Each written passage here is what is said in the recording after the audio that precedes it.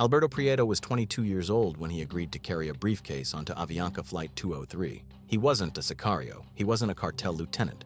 He was a low-level operative, expendable, naive, and desperate for money. The men who gave him the briefcase told him it contained a recording device. They told him to activate it mid-flight, then relax. What they didn't tell him was that the switch would complete an electrical circuit to 5 pounds of dynamite. At 7:21 a.m. on November 27, 1989, Alberto Prieto became both the bomber and the bombed, one of 110 people obliterated in the skies above Bogotá. The man responsible for his death, and theirs, was Pablo Escobar. The man Escobar wanted dead never boarded the plane. The Boeing 727 was climbing through 13,000 feet when the explosion tore through the luggage compartment. The fuselage split apart in seconds. Passengers still strapped into their seats were ejected into the thin air. The cockpit separated from the cabin. The wings sheared off. Investigators would later describe the debris field as 6 miles long, a diagonal slash across the mountains outside Soacha, a town south of Bogotá. Farmers working the fields heard the explosion first, then saw the rain of metal and fire. Seat cushions, luggage, human remains. The tail section embedded itself into a hillside. The cockpit landed in a ravine. 107 passengers died. 3 crew members died. 3 people on the ground died when debris crushed their homes. The target was a man named Cesar Gaviria Trujillo. He was not on the plane. Gaviria was Colombia's presidential candidate for the Liberal Party. He had inherited the role 3 months earlier, in August 1989, after the assassination of Luis Carlos Galán, a charismatic reformer who had promised to restore extradition treaties with the United States. Galán was gunned down at a campaign rally in Soacha, the same town where Flight 203 would later fall from the sky. His murder was ordered by Pablo Escobar. His replacement, Gaviria, was younger, quieter, but no less committed to extradition. And that made him a problem. For Escobar, extradition was an existential threat. Not because he feared death. He had already survived countless assassination attempts, bombings, and firefights with Colombian special forces. He feared extradition because it meant losing control. In Colombia, Escobar could bribe judges, intimidate witnesses, and orchestrate operations from inside a prison he built himself. In the United States, none of that mattered. An American courtroom was a black box, no leverage, no escape. And so, in the summer of 1989, when Colombia's government reinstated extradition laws under pressure from Washington, Escobar did what he always did when cornered. He escalated. The Medellin cartel issued a communiqué under the name Los Extraditables, a shadowy coalition of traffickers united by a single demand: no extradition. Their slogan was simple and chilling: we prefer a grave in Colombia to a cell in the United States. Between August and December 1989, the cartel detonated 88 car bombs across Colombian cities. They targeted police stations, government buildings, newspaper offices, and shopping districts. They assassinated judges, politicians, journalists, and police officers. They offered bounties: $500 for every dead cop, $2,000 for every dead judge. The violence was systematic, industrial, and designed to collapse the state's will to fight. But Escobar understood that bombs alone wouldn't stop extradition. He needed to decapitate the political movement behind it, and that meant killing Cesar Gaviria. Intelligence analysts suggest Escobar's logic was coldly pragmatic.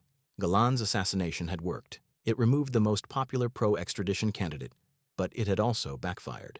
Gaviria, though less charismatic, had inherited Galán's martyrdom. Killing him would either demoralize the Liberal Party into surrender or provoke a successor even more committed to the cause. Escobar likely believed the former was more probable. After all, how many men would step into a role where the previous 2 occupants had been murdered? The calculus was simple: terrorize the political class into submission. Make the cost of defying the cartel unbearable. And if that meant killing everyone on a commercial airliner to eliminate one man, so be it. The operational planning for the Avianca bombing reveals the cold machinery of narco-terrorism. Escobar's organization did not improvise. They gathered intelligence. They identified patterns. They exploited weaknesses. Gaviria traveled frequently between Bogotá and Cali for campaign events. His security detail was competent but predictable, and commercial aviation in Colombia in 1989 was remarkably porous. There were no metal detectors, no baggage x-rays, no passenger profiling. Security was visual and cursory. A well-dressed man with a briefcase raised no alarms. The cartel selected Avianca Flight 203 because it was a routine morning flight. High passenger volume, minimal security scrutiny. The bomb itself was simple but effective. 5 pounds of dynamite connected to a timer and a manual switch. The timer was a fail-safe, but the switch was the primary trigger. This dual mechanism gave the bomber control. He could activate it at a specific moment, ensuring detonation at cruising altitude where the aircraft would be most vulnerable. The pressure differential at 13,000 feet would amplify the explosion's effect, ripping through the fuselage like a blade through paper. But Escobar needed someone to carry the bomb onto the plane, and he needed that person to die. Alberto Prieto was not a volunteer, he was a mark. Cartel operatives recruited him under a false flag, telling him he was working for Colombian intelligence, the DAS. His mission, he was told, was to board Flight 203 with a recording device disguised as a briefcase. Once airborne, he was to activate the device to capture conversations between passengers, specifically targeting suspected cartel informants. Prieto believed he was part of a counterintelligence operation. He believed he was serving his country. He had no reason to suspect the briefcase contained a bomb because the people giving him orders were convincing. They used the language of intelligence work. They gave him a cover story. They told him exactly when to press the switch. Standard tradecraft and deception operations involves layering plausible narratives. The briefcase looked functional, leather, professional, inconspicuous. The device inside had visible components, wires, a battery, what appeared to be a small microphone. To an untrained eye, it resembled surveillance equipment. Prieto was likely told to activate the device 5 minutes after takeoff to avoid detection during boarding and initial climb. This timing also ensured the plane would be at altitude over unpopulated terrain, minimizing the chance of survivors. At 7:16 a.m., Avianca Flight 203 lifted off from El Dorado International Airport in Bogotá. The weather was clear. The flight was full. 107 passengers, mostly Colombian nationals, including business people, families, and students. Prieto sat in the cabin with the briefcase at his feet. 5 minutes into the flight, as the Boeing 727 leveled off at 13,000 feet, he opened the briefcase. He pressed the switch. The explosion was instantaneous. The dynamite detonated in the forward luggage compartment directly beneath the passenger cabin. The blast wave ripped through the floor, shearing through hydraulic lines, fuel lines, and structural supports. The cockpit lost pressure. The pilots lost control. Witnesses on the ground reported hearing a muffled boom, followed by the sound of tearing metal. The plane did not glide. It did not descend. It disintegrated. Investigators from Colombia's DAS and the U.S. National Transportation Safety Board arrived at the crash site within hours. The debris field was catastrophic. The forward section of the fuselage had been destroyed by the blast. Burn patterns indicated an internal explosion. Forensic teams recovered fragments of the bomb, remnants of a briefcase, wiring consistent with a timer switch mechanism, and chemical residue from commercial-grade dynamite. They also recovered human remains, though identification would take weeks. Alberto Prieto's body was never conclusively identified. He had been vaporized along with everyone else in the forward cabin. The investigation quickly focused on the Medellin cartel. Witness testimony placed Prieto in contact with known cartel operatives in the days before the bombing. Phone records showed calls between those operatives in safe houses linked to Escobar's organization. And then there was the motive. Cesar Gaviria was scheduled to be on Flight 203, except he wasn't. Gaviria had changed his travel plans at the last minute. Some accounts suggest his security detail warned him of a credible threat.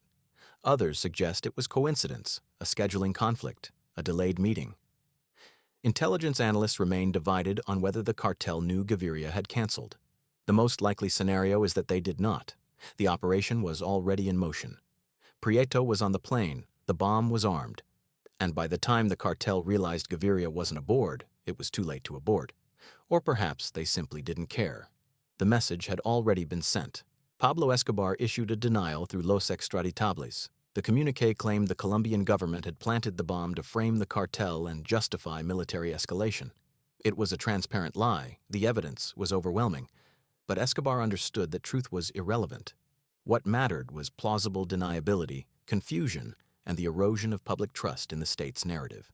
The Colombian government responded with fury. President Virgilio Barco declared a state of siege. Military units raided cartel safe houses across Medellin and Bogotá. Hundreds were arrested. Escobar's assets, farms, estates, vehicles were seized.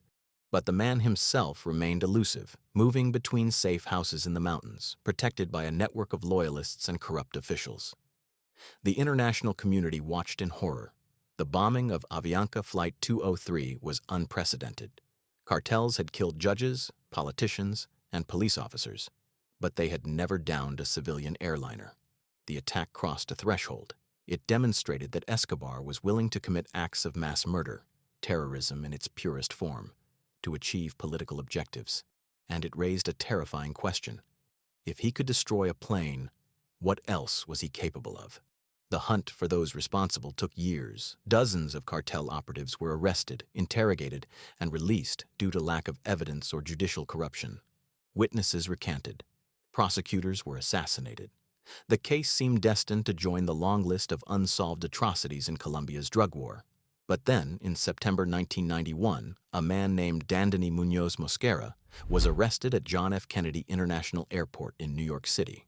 Muñoz Mosquera, known by his alias La Kika, was one of Escobar's most feared enforcers. He was suspected of orchestrating dozens of assassinations, bombings, and kidnappings on behalf of the Medellin cartel.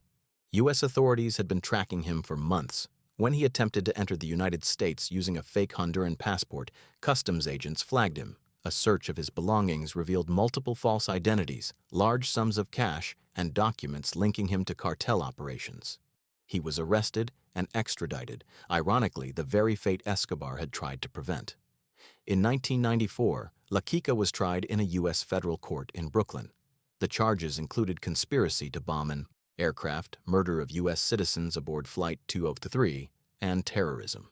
The trial was historic. It was the first time anyone had been convicted under the 1956 and 1986 U.S. anti-terrorism statutes for bombing a civilian airliner. Prosecutors presented evidence linking La Kika to the operational planning of the attack. Witnesses testified that he had recruited Alberto Prieto. Phone records placed him in contact with Escobar in the days before the bombing. Forensic evidence tied him to the safe house where the bomb was assembled. La Kika denied everything. He claimed he had already fled Colombia before the bombing.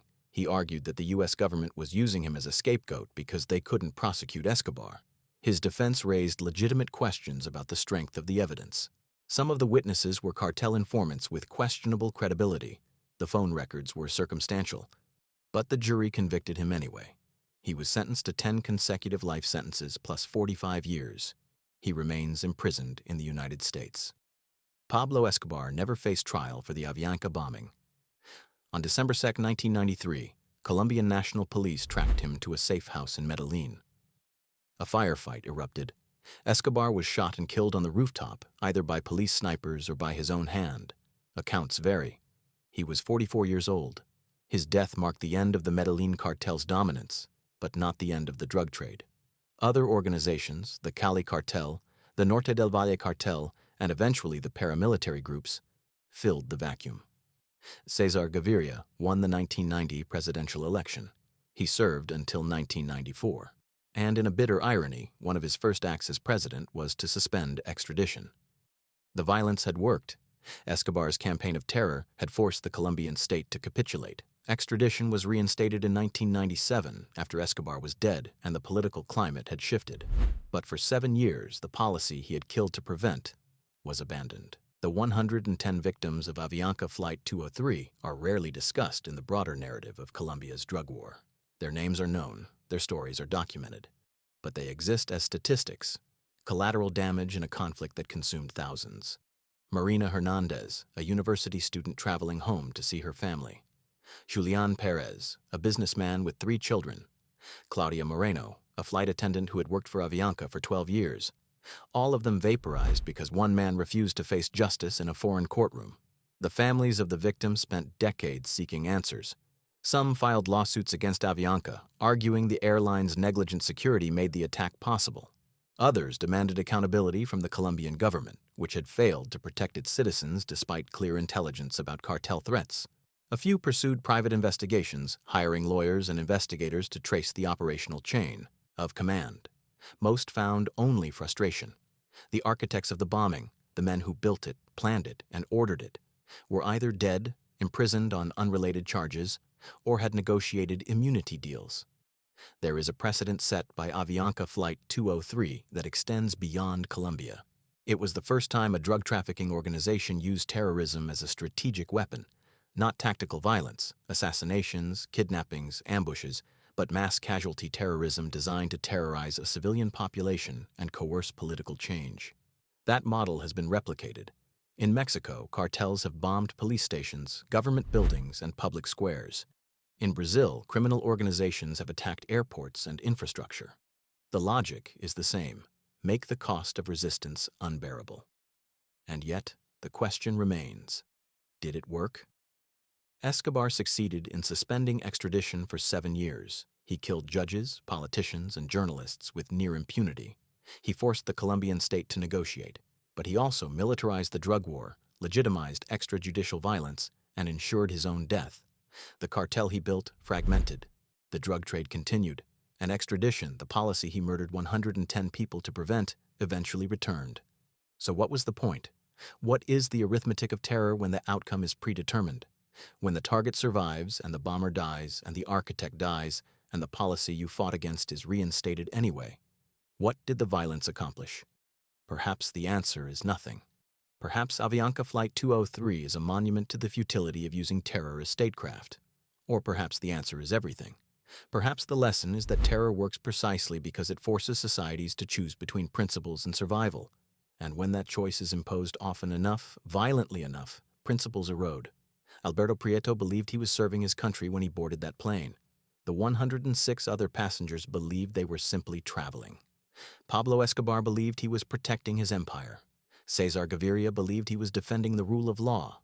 And in the end, all of them were right. And all of them were wrong. The wreckage of Avianca Flight 203 was eventually cleared from the mountains outside Soacha. The debris was catalogued, examined, and discarded. The crash site is unmarked. There is no memorial. The families visit sometimes, walking the hillsides, searching for a place to mourn. But the earth has reclaimed the scene. The only evidence that remains is in archives: court documents, forensic reports, witness testimony, photographs of twisted metal and ash, and a question that has never been answered. When terror becomes a tactic and innocence becomes collateral and justice becomes negotiable, who wins? Share your thoughts below.